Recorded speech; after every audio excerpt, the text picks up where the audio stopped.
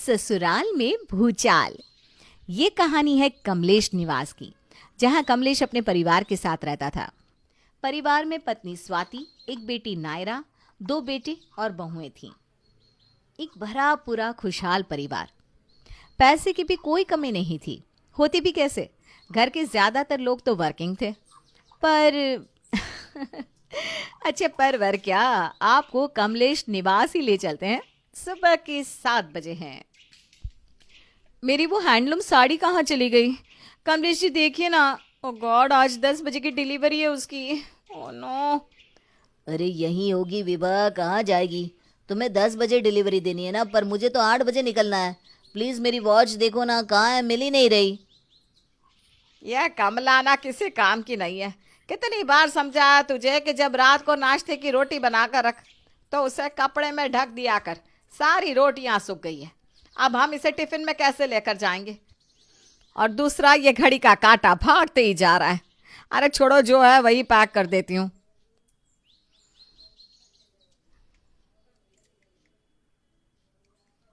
जिंदगी की इतनी भाग दौड़ के बाद एक आपके हाथ की चाय ही तो है जो जिंदगी को सुकून देती है, स्वाति जी। चलिए चाय खत्म कीजिए, मैं तब तक गर्म पानी की बाल्टी और तौलिया बाथरूम में रख देती हूँ। स्वाति उठकर बाथरूम की तरफ जा रही थी कि नायरा बैग लेकर हड़बड़ी में कमरे से निकलती है। उसे हड़बड़ी में बाहर जाता देखकर स्वाति पूछती है, 10 बजे उठने वाली आज 7 बजे कैसे उठ गई? और इतनी हड़बड़ी में कहाँ जा रही है तू? देरी हो रही है मम्मी, आकर बताती हूँ। Love you, bye bye. ये थी कमलेश निवास की एक आम सुबह, जहाँ सुबह सुबह सब हड़बड़ी में उठते और अपने अपने काम पर निकल पड़ते। कितनी बार तो एक भाई को दूसरे भाई का चेहरा देखे हुए भी कई दिन बीत जाते थे, पर काम के चक्कर में किसी और बात का पता भी कहाँ चलता है। काम भी तो ज़रूरी है। पूरा दिन ऑफिस में बिताकर 7-8 बजे सभी एक एक कर कर वापस घर लौटते हैं। मम्मी खाना। हाँ बेटा, ला रही हूँ। अरे कमला, जल्दी जल्दी हाथ चलाना, बेचारा वो भूखा है। पूरे दिन में एक टाइम ही तो गरम खाना नसीब होता है बेचारे को। आप लोग तो लगता है कि 2000 रुपये में मेरे कलेजे से प्राण ही निकाल लेंगे। एक टाइम का बोलकर 3 टाइम का एक ही वक्त में खाना बनवा लेते, ऊपर से नाश्ते की रोटियां बनवाते सो अलग। अब ऐसे और पुसाई नहीं होता माँ जी, मेरे पैसे बढ़ाइए। कमला की बात सुनकर स्वाति अपनी बड़ी बहू विभा के कमरे में जाती है, जहां विभा कपड़े बनाने में पहले ही बिजी थी और उसके खाने की थाली जो कि त्यों बिस्तर पर पड़ी हुई थी। ये कमला तो अब जान खाने लगी है विभा, पैसे बढ़ाने को कह रही है। तो बढ़ा दीजिए मम्मी जी, या फिर आपको जो भी सही लगे। ये मेरे न्यू लेंसेज कहाँ रख दिए मैंने? वो रहा है मम्मी जी, आपके पीछे के ड्रॉर में। लेंसेज पकड़वाइए तो। ये था कमलेश निवास के रोज का माहौल। रात को यूं तो सभी घर पर ही होते हैं, पर कोई खाना हॉल में खा रहा होता है, तो कोई लिविंग रूम में टीवी चलाकर, कोई अपने कमरे में, तो कोई बाहर ही खाकर आता है। और कुछ इसी तरह से सालों से कमलेश निवास में चीजें हो रही थी। पर अब जो होने वाला था, ये तो किसी ने भी सोचा ना था। अगली सुबह दोपहर के 1 बजे अचानक हड़बड़ाती हुई श्वेता अपने घर आती है। मम्मी जी आपने, ओ गॉड, आपने वो मेरी सोने की चेन देखी है क्या? शिट, कहाँ चली गई? वो तो प्लेटिनम की थी मम्मी जी, उस पर सोने की पॉलिश की हुई है। 2 लाख रुपए से कम की चेन नहीं थी। पूरा ऑफिस छान मारा मैंने, वहाँ भी नहीं है। ज़रूर यहीं कहीं गिरी होगी। घर पर है तो मिल जाएगी बेटा, इतना घबरा मत। क्या करूँ मैं? इनको फ़ोन करती हूँ। श्वेता विवेक को फ़ोन करती है। हेलो, प्लीज़ आप कैसे भी ऑफिस से लीव लेकर घर पर आइए, बहुत बड़ा भूचाल आ गया है। इसके बाद श्वेता फौरन अपने ससुर को फ़ोन लगाने लगती है। पापा जी, पापा जी। अरे तू रो क्यों रही है बहू, सब ठीक तो है ना? कुछ मत पूछिए पापा जी, बस घर पर आ जाइए और नायरा कॉलेज में होगी, उसे भी लेते आइए। एक एक करके श्वेता सभी को फ़ोन कर देती है, यहाँ तक कि अपने जेठ और जेठानी को भी फ़ोन करके घर पर बुला लेती है। और कुछ ही देर में भागते हुए सब घर पहुँचते हैं। क्या हुआ बहू, तू फोन पर रो क्यों रही थी? सब ठीक तो है ना भाभी? कुछ ठीक नहीं है, इसकी 2 लाख की सोने की चेन खो गई है। क्या 2 लाख की चेन? ये कौन सी चेन थी श्वेता, मुझे पता भी नहीं। चलो सब मिलकर ढूंढते हैं, मिल जाएगी।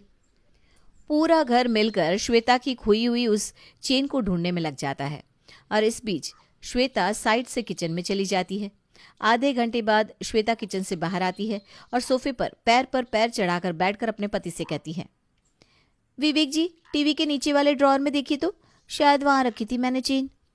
विवेक जैसे ही उस ड्रॉअर को खोलकर चेन बाहर निकालता है तो नायरा कहती है, नहीं नहीं भैया, वो चेन नहीं है, ये तो 200 वाली है, आर्टिफिशियल ज्वेलरी वाली, जो कि मैं भाभी के लिए लेकर आई थी।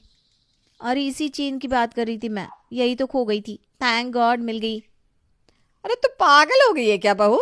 सुबह से सारा घर सर पर उठाकर रखा है इस 200 की चेन के लिए। पता भी है तुझे मैं कितना घबरा गया था। चलती हुई दुकान बढ़ाकर आया हूँ तेरे लिए। 200 रुपए की चेन के लिए इतना ड्रामा? ये ले 200 मैं तुझे देता हूँ। ये सब क्या है स्वाति? इतना टाइम वेस्ट किया तुमने।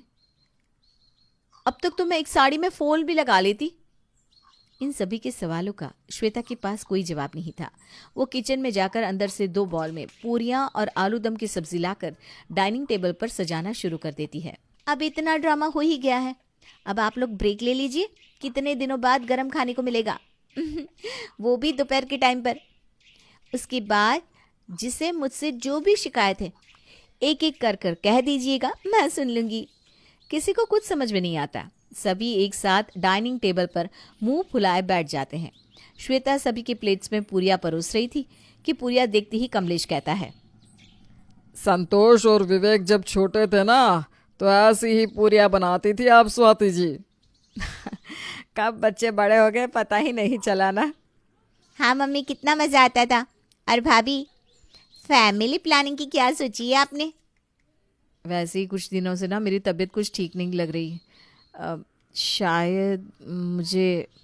व्हाट? ओह माय गॉड, सच्ची विभा? तुझे ऐसा महसूस हो रहा था तो तूने हमें बताया क्यों नहीं बहू?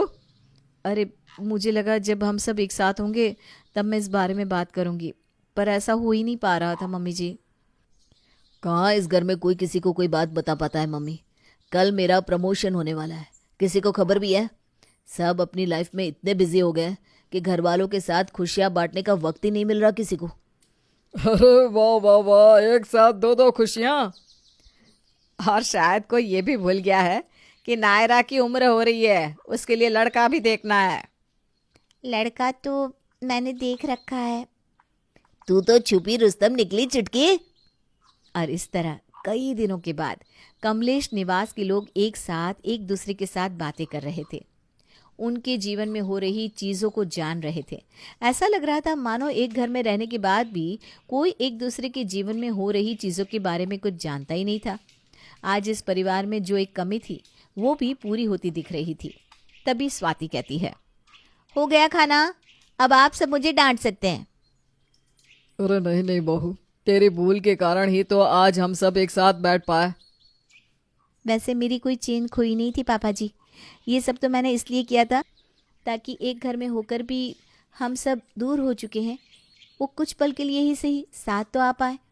और ये कुछ ही देर में हम सबका स्ट्रेस जो रिलीज हुआ है ना आप सबके चेहरे पर उसकी खुशी दिख रही है कि नहीं पापा जी? ये तो तूने बहुत अच्छा किया बहू। इस भाग दौड़ में हम इस खुशी को ही भूल रहे थे। मुझे तो लगता है कि एक वक्त तो हम सबको साथ में खाना खाना ही चाहिए। फिर तो dinner time with family final.